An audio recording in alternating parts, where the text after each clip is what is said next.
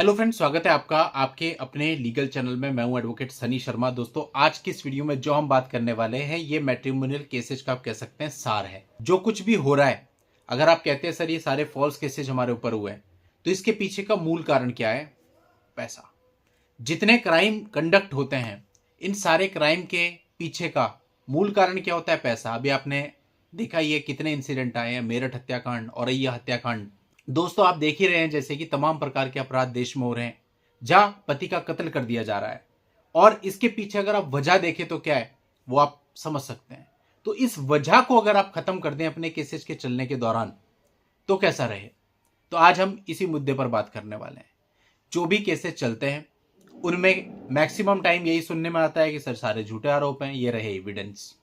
लेकिन सारे एविडेंस होने के बाद भी आपको सालों तक केस को कोर्ट में चलाना पड़ता है। आप केस चलाने के लिए विवश होते हैं, ट्रायल झेलने के लिए विवश होते हैं। और मोटिव क्या होता है कि जब तक ट्रायल चलता रहे, 5 साल 10 साल 15 साल, तब तक हमें महीनेदारी मिलती रहे, और जिस दिन फाइनल डाइवोर्स हो जाए उस दिन एक मोटा सा अमाउंट मिल जाए और लाइफ सेट हो जाए। ये उद्देश्य होता है। अब यहां बात आती है कि भाई इक्वालिटी की बात करें तो एलिमनी का कॉन्सेप्ट आज के समय पे कहीं स्टैंड करता नहीं है। लड़का लड़की दोनों इक्वल है, तो एक को दूसरे से लेने का अधिकार क्यों? अपना कमाओ और अपना खाओ। लेकिन खैर, कानून पहले के बने हुए हैं, वही चल रहे हैं। और इतना ही नहीं, चीजें बहुत हद तक बायस्ड भी हो जाती हैं आगे चल करके। इसके एक नहीं हजारों एग्जाम्पल दिखा सकता हूं आपको मैं, अगर आप बोलेंगे, और आप सब इसके प्रत्यक्ष प्रमाण भी है। तो कहने का मतलब है, अब ये जो महीनेदारी है मेंटेनेंस के रूप में, और लास्ट में एक मोटा अमाउंट जिसके लिए सारा खेल चल रहा है, इसको अगर आप कंट्रोल कर लें तो कैसा रहे? तो आज का ये वीडियो पूरी तरह से इसी पर है दोस्तों। और अगर आपको वीडियो अच्छा लगे तो वीडियो को शेयर कर देना, और चैनल को सब्सक्राइब करके नोटिफिकेशन बेल पर भी जरूर क्लिक कर देना। और इस संडे दोस्तों लाइव प्रोग्राम भी आएगा 5 से 5:30 बजे सोच पर प्रहार में, और 5:30 से 6 बजे कानूनी सोच चैनल पर, जिसमें आप सब अपनी समस्याओं का समाधान पा सकते हैं। अब होता क्या है कि हमारे ऊपर जो केस होता है उस केस में कई सारे एलिगेशन होते हैं, और हम जुट जाते हैं हर एक छोटी से छोटी चीज के पीछे, उसको सही करने के लिए। ऐसा क्यों हो गया, ये क्यों लिख दिया, वो क्यों लिख दिया, ऐसा एलिगेशन क्यों लगा दिया, ऐसा था तो ऐसा कैसे हो सकता है? ये हमारे अपने आर्ग्यूमेंट्स होते हैं। हम आपको ये कह रहे हैं आप किसी आर्ग्यूमेंट में पड़ो ही मत। आपको भी पता, मैंने भी मान लिया कि भैया झूठा आरोप है। आप सीधी एक लाइन भी तो कह सकते हो कि सारे झूठे आरोप हैं, मुझे स्वीकार नहीं है। क्या करेगा सामने वाला?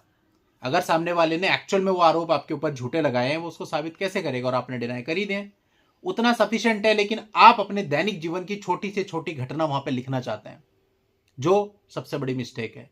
आप अपनी सारी एनर्जी वहां पर लगा रहे हैं, जबकि आपको अपनी सारी एनर्जी कहां लगानी चाहिए पता है?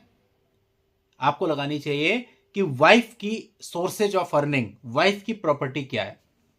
अगर निकालने पे आ जाओ सब निकल जाता है। अभी मेरा ही एक मामला है, वहां पे लड़के ने बैंक स्टेटमेंट्स सारी मालूम करवा ली, कितने उसके बैंक खाते हैं, कितने उसकी एफडी हैं, कितनी उसकी आईटीआर है, कहाँ कहाँ कितने रुपए की आईटीआर भर रखी है, और इतनी बारीक चीजें जो मैं आपको बता नहीं सकता, वो सब उसने निकलवा ली। इतना मटेरियल निकलवा लिया कि कोर्ट में लगाएगा 100% मेंटेनेंस जीरो हो जाएगा। उसने और किसी चीज पर वर्क ही नहीं किया। यही सही चीज है। यानी आपको क्या करना है, वाइफ की डिटेल्स निकलवानी है। अब उसके लिए आप जो कर सकते हो करो। आप अपने लोकल सोर्सेज लगाओ, आप अपने सोर्सेज लगाओ, अपनी जानकारियां जैसे मर्जी, आरटीआई लगाओ, जो मर्जी करो। आप उसके सोर्सेज निकालो, उसके कितने बैंक खाते हैं ये पता करो, उसकी कितने रुपए की आईटीआर भरती है। अगर आपको पता है आपकी वाइफ आईटीआर भरती है, तो आप एक आरटीआई फाइल करो इनकम टैक्स डिपार्टमेंट में। इनिशियली इनकम टैक्स डिपार्टमेंट आपको मना कर देगा कि ये पर्सनल इंफॉर्मेशन है, हम नहीं दे सकते, लेकिन उसके बाद आप अपील फाइल करो। फर्स्ट अपील में डेफिनेटली वो लोग बता देते हैं कि इस ईयर में इसकी इतनी इनकम है। शॉर्ट में आपको ब्यौरा मिल जाता है, और उतना सफिशिएंट है दिखाने के लिए कि हाँ वाइफ की अपनी अर्निंग है।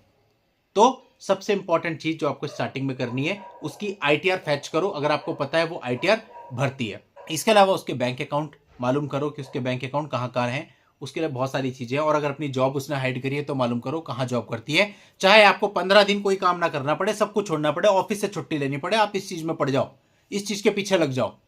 और ये एक चीज अगर आपने हैंडल कर दी, आपने उसका मेंटेनेंस जीरो करवा दिया, तो दोस्तों फिर कुछ कर ही नहीं पाएगी वो। जब कुछ मिलेगा ही नहीं तो केस क्यों चलाएगी 10 साल? मेन केस क्यों चलता है? क्योंकि इंट्रीम से मीटर चालू हो जाता है, उसके बाद वो आएंगे नहीं। पहले तो 4-4 5-5 डेट निकाल देंगे गवाही में, फिर क्रॉस के लिए परेशान करेंगे, क्रॉस के लिए नहीं आएंगे, फिर उसके बाद अपनी तरफ से गवाह नहीं देंगे। मतलब फुल जितना खींच सकते हैं उतना खींचते हैं। क्यों? क्योंकि मीटर चालू है इंट्रीम का, वो बढ़ रहा है वहां से, क्या चाहिए और। एक ना एक दिन एग्जीक्यूशन लगाएंगे, सारा मिल जाएगा, अभी नहीं मिलेगा, धीरे धीरे मिल जाएगा। ये सोच होती है। अब इस सोच को ही आपको ब्रेक करना है। अगर आपने एंट्री में 0 करवा दिया ये सब चीजें दे करके, अब बचा क्या उसके पास? दूसरा, इसके अतिरिक्त अगर आप गवर्नमेंट जॉब में नहीं है, सैलरीड पर्सन नहीं है, तो आप अपनी इनकम को मैनेज करिए। आज के समय जो मिनिमम मेंटेनेंस है 5 से 6 हज़ार रुपये पर मंथ कोर्ट लगाता है अच्छे शहरों में, इतना लगाता है। अगर आप कहते हैं मैं बेरोजगार हूं, तो आप अपनी इनकम उसी के अकॉर्डिंग शो करिए कि आपका इससे ज़्यादा मेंटेनेंस बने ही ना।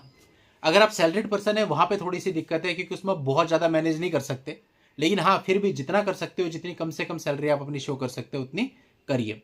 और बाकी वाइफ वाले पार्ट को भी लेकर के आइए। मिला जुला के इसका निष्कर्ष ये होना चाहिए, या तो मेंटेनेंस ना लगे या नगण्य मेंटेनेंस लगे, बहुत ही नाम मात्र का मेंटेनेंस लगे, जिससे ना उसका कुछ बनने वाला ना आपका कुछ जाने वाला है।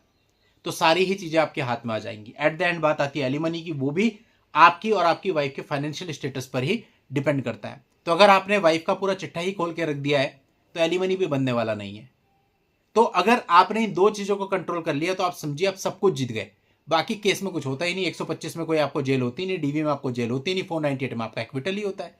अभी एक मामला कल ही मेरे पास था, उसमें 498 के आर्ग्यूमेंट होने वाले थे, तो मुझे उन्होंने बताया कि साहब कोर्ट कह रही है कि मामले में कुछ है तो है नहीं, एक्विटल ही करना है, तो फटाफट अपना आर्ग्यूमेंट छोड़ो, ऐसे ही जजमेंट कर देते हैं, फटाफट जो बताना है बताओ, एक्विटल कर देते हैं। तो ये स्थिति है। क्यों? क्योंकि पूरा इतना बड़ा ट्रायल चलने के बाद जज साहब को, कोर्ट को, सबको बहुत अच्छे से पता चल जाता है कि इसमें है क्या, कुछ है ही नहीं। जितने आरोप लगाए एक को तो साबित नहीं कर पाए। अभी इसी मामले में जिसमें मैंने आपको उदाहरण बताया, आईओ आया था क्रॉस के लिए, उन्होंने बोला साहब मुझसे क्या पूछे? मैंने कहा उससे पूछ लेना जो आपने 323 लगाई है इसमें मारपीट की धारा, ये कैसे लगाई? पता है 323 क्या होता है? उन्होंने पूछा पता है 323 क्या होता है? ये सब बोले हाँ मारपीट के लिए होता है। तो हमने कहा अच्छा आप ये बताओ, अब ये मारपीट जो लड़की ने बताई थी एफआईआर में, आपने इसकी कोई जांच करी कि कोई मारपीट हुई थी? कोई मेडिकल इसमें लगा हुआ? कोई जांच नहीं करी जी, कोई मेडिकल नहीं है जी। तो मतलब खाली लड़की ने बोल दिया और आपने लगा दिया? आईओ के पास जवाब ही नहीं है, कहां स्टैंड करेगा? फिर हमने आईओ से पूछा कि भैया ये बताओ कि जब थाने में स्टार्टिंग में लोग आए थे तो थाने में सामान वापसी हुई थी? उसमें रसीद है भाई उसके पास, बोलना पड़ेगा हाँ हुई थी। तो जब सामान ही वापस हो गया तो 406 कैसे लगा दिया? पढ़े लिखे हो, जानते हो 406 का मतलब? कैसे लगा दिया 406? अब फंस गया आईओ। तो कहने का मतलब है चीजें आप अपने फेवर में करवा सकते हैं, कुछ नहीं होता इन केसेज में। कल को जब साबित करने की बात आती है आईओ भी हाथ खड़े कर लेता है, क्योंकि उसका तो कुछ जान ही रहा है पर्सनली, है ना। और कैसी विवेचना इसमें होती है आपको पता है, थाने से बाहर कदम वो लोग रखते नहीं, थाने में बैठ के ही मैक्सिमम टाइम पे सारा काम हो जाता है। अधिकतर मामले हमारे पास ऐसे आते हैं जिसमें घटनास्थल का कभी मुआयना तक नहीं होता। अधिकतर मामले ऐसे आते हैं कि घटनास्थल बैंगलोर बता रखा है और चार्जशीट हरिद्वार में फाइल हो रही है। बैंगलोर कभी वो गया नहीं, ना उसने कोई मालूमात करी, ना कोई स्वतंत्र गवाह लिया, नथिंग इज देयर, कुछ भी नहीं होता और बस हो गया। तो ऐसे मामलों में दोस्तों आपको चिंता करने की बिल्कुल भी जरूरत नहीं है। आपको केवल 2 चीजों को हैंडल करना है, first is maintenance, second is alimony, और बाकी सब अपने आप हैंडल हो जाएगा। कुछ नहीं होगा, कहीं कुछ नहीं बिगड़ेगा, कोई किसी प्रकार की 1% भी डरने की जरूरत नहीं है।